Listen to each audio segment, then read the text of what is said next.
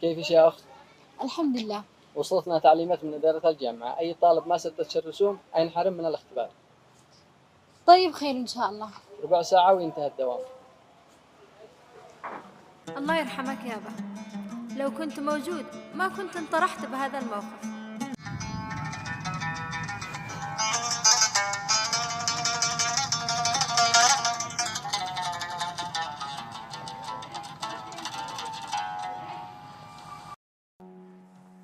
حيا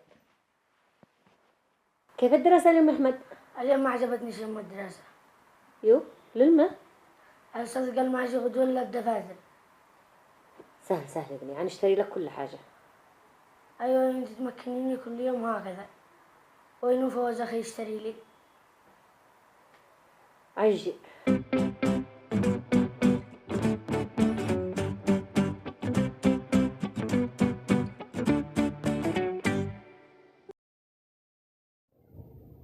كيف انت يا اختي؟ الحمد لله. يا اختي شو تقول الايجار؟ قلنا ماشي ولا قالوا لكم انه حقكم وانا مانيش داري. شو تقول الايجار قلنا ماشي. رحمي على ابوك الله يرحمه. صح الله يرحمه. كيف حالك يمه؟ حيا يا بنتي، ماش صبحة؟ قولي لي، قد أخي فواز لقى عمل ولا ماشي؟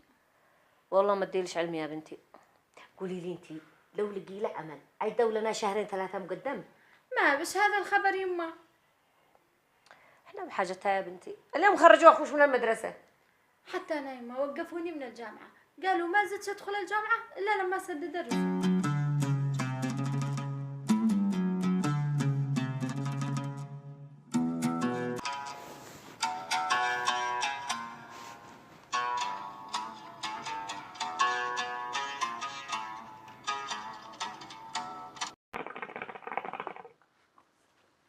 كيف انت يا عمنا؟ مالك يا محمد؟ مد بابك للبيت. يا عمنا اكتشفنا واحد من الموظفين اختلس مبلغ من المال وهرب. ها؟ متى هذا؟ وانت وين انت؟ راجعنا الحسابات واكتشفناها، الحين نبلغ عليك. لا خلاص، ما يحتاج. اهم شيء ما تحصلش مشاكل وما حد يعرف بالموضوع. بس يا عمنا هذا حق واحنا عنرده. خلاص حسستني اني حقك. اهم شيء مرة ثانية تنتبه. يلا عبد الملك، قم قرب الغداء. جالس انت والتلفون هذا في يدك واصل. يلا. تمام ما بالله انا صبوح وغداء وعشاء كلهن علي. قد الاباء متعبين. والله ما حصلت عمل يمه. اننا بنقرين سارح راجع ما حصلته حتى عمل مفعل. المدرسة تشي والجامعة تشي وصاحب البيت يشي حقه.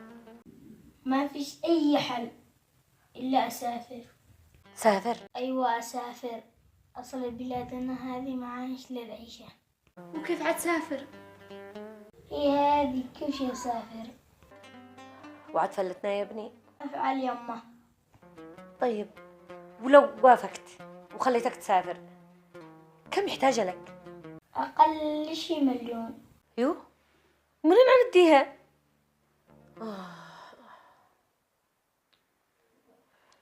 انتوا دارين يا عيالي، خالكم عادوا ما قداليش الميراث لهذا الحين تقولوا عيديه.